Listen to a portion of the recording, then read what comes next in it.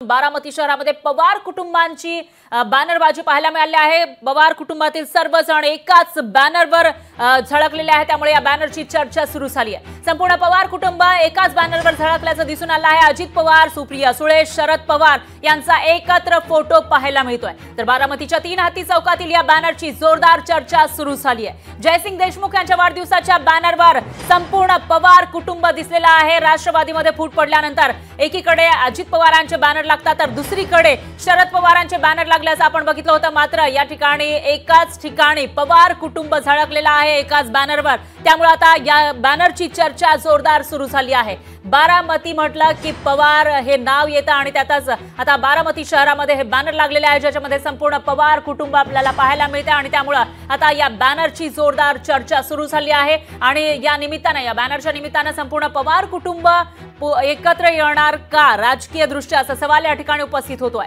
दरम्यान हे बॅनर आपण बघितले तर याच्यामध्ये अजित पवार, सुप्रिया सुळे दिसत आहेत, त्याचबरोबर शरद पवार यांचाही फोटो आपल्याला पाहायला मिळतो। या सर्वांचा फोटो एकत्र या ठिकाणी पाहायला मिळतो। एकीकडे आहेत अजित पवार, ज्यांची राष्ट्रवादी आणि त्याचबरोबर त्यांच्या पत्नी सुनेत्रा पवार यांना त्यांनी लोकसभेमध्ये निवडणुकीच्या रिंगणामध्ये उतरवलं होतं, तर दुसरीकडे होत्या शरद पवारांच्या कन्या सुप्रिया सुळे। त्यामुळे या ठिकाणी लढाई पाहायला मिळाली होती, कांटे की टक्कर या दोन्हींमध्ये, नणंद भाऊसाहेबमध्ये पाहायला मिळाली होती लोकसभेला। आणि आता आपण बघितलं तर बारामतीमध्ये बॅनर लागलेले आहेत, ज्याच्यामध्ये संपूर्ण पवार कुटुंब दिसतंय। रोहित पवार याच्यामध्ये दिसत आहेत, सुप्रिया सुळे, त्याचबरोबर शरद पवार हे दिसत आहेत राष्ट्रवादी शरदचंद्र पवार पक्षाचे, तर दुसरीकडे अजित पवारांच्या राष्ट्रवादीचे स्वतः अजित पवार आणि त्यांच्या पत्नी सुनेत्रा पवार आपल्याला या ठिकाणी दिसून येत आहेत। त्यामुळे या बॅनरची जोरदार चर्चा आता सुरू झाली आहे। बारामतीच्या 3 हत्ती चौकात ही बॅनरबाजी करण्यात आली आहे आणि या बॅनरची चर्चा आता सुरू झाल्याचं दिसून येते। येत्या काळामध्ये हे शक्य तर होणार नाही ना राजकीय दृष्ट्या, दोन्ही पवार एकत्र येणार का, अशा वेगवेगळ्या चर्चा या ठिकाणी सुरू झाल्यात।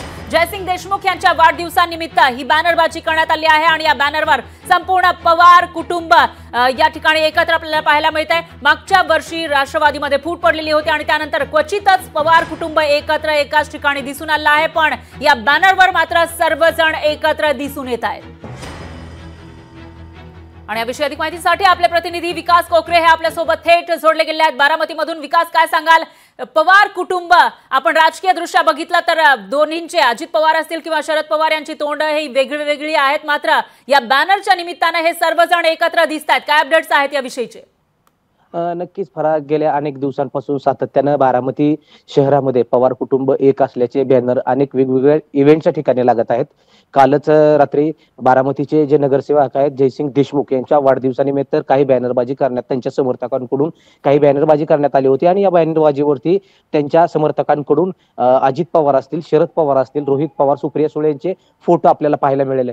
सातत्यानं बारामतीकरांची हीच भूमिका आहे की पवार कुटुंबियांमध्ये जरी फूट पडली असली तर ते राजकीय मतभेद असावेत, पवार कुटुंबियांनी कुटुंब म्हणून एक राहावं, अशी भावना सातत्यानं बारामतीकरांकडून व्यक्त केली जाते।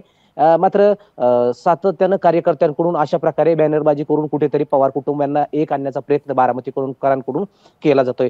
गेल्या 2 दिवसापूर्वी शरद पवारांचे नातू योगेंद्र पवार यांचा देखील फिक्स आमदार अशा आशयाचे बॅनर या ठिकाणी बारामतीमध्ये लागले होते आणि सातत्यानं बारामतीकरांकडून अशी बॅनरबाजी करण्यात येत आहे जेणेकरून पवार कुटुंब कुठेतरी एक यावं, अशी इच्छा आता बारामती व्यक्त करू लागली। निश्चितच विकास, एकूणच असं म्हणता येईल की लोकसभेमध्ये दोन्ही पवार एकमेकांविरोधामध्ये उभे ठाकल्याचं पाहायला मिळालेलं होतं आणि आता विधानसभेच्या आधी कुठेतरी बारामतीकर किंवा जे कार्यकर्ते आहेत ते मात्र या दोघांची मनं जुळावी आणि हे दोघे एकत्र यावे अशी इच्छा व्यक्त करताना दिसून येत आहेत बॅनरच्या माध्यमातून। त्यामुळे त्यांची ही इच्छा पूर्ण होणार का ते बघावं लागेल। याविषयीचे अपडेट आपण तुमच्याकडून घेत राहूया। दरम्यान धन्यवाद तुम्ही दिलेल्या या सविस्तर माहितीसाठी।